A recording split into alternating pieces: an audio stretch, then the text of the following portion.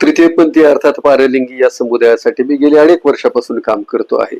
मी त्यांच्या कौटुंबिक सोहळ्यामध्ये सहभागी झालो, त्यांच्या सामाजिक उपक्रमामध्ये मी सहभागी झालो. बऱ्याचदा त्यांच्याकडे तिरस्काराच्या नजरेनं पाहिलं जातं. मात्र त्यांचा हात आपल्या डोक्यावर असला तर तो शुभ आहे असं मानणाऱ्या सर्वांनाच माझं आव्हान असं आहे की कधीतरी आपण सुद्धा त्यांच्या डोक्यावर हात ठेवायला हवा.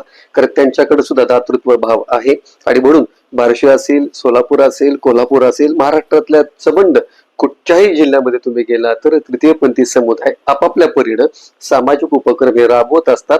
फक्त आपल्याला दिसतात ते रस्त्यावर उभा राहून टाळी मागणारे तृतीयपंथी दिसतात. मात्र टाळी मागून गोळा केलेले पैसे, जोगवा मागून गोळा केलेले पैसे हे सुद्धा सामाजिक कार्यामध्ये ते अतिशय उत्स्फूर्तपणे त्या ठिकाणी जाऊन ते देतात आणि समर्पित भावनेने ते देतात.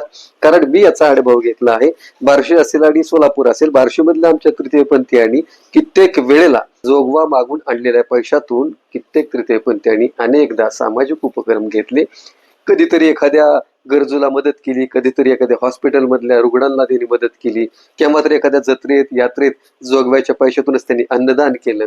मला असं वाटतं की त्यांचा हात आपल्या डोक्यावर हवा असं वाटत असेल तर आपला सुद्धा हात त्यांच्या डोक्यावर आता आपला असायला हवा.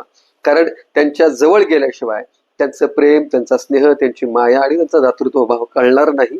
नदीच्या किनाऱ्यावर बसून कधी सुद्धा नदीच्या खोलीचा अंदाज येत नसतो. कधीतरी आपण नदीच्या मध्यावर सुद्धा गेलं पाहिजे, तेव्हा आपल्याला नदी किती खोल आहे असं कळतं. त्यामुळे कधीतरी आपण या समुदायामध्ये सुद्धा उत्स्फूर्तपणे गेलं पाहिजे, त्यांचे प्रश्न जाणून घेतले पाहिजेत, त्यांच्या भावना, त्यांच्या समस्या याची उकल किती करता येते यासाठी आपण प्रयत्न केला पाहिजे.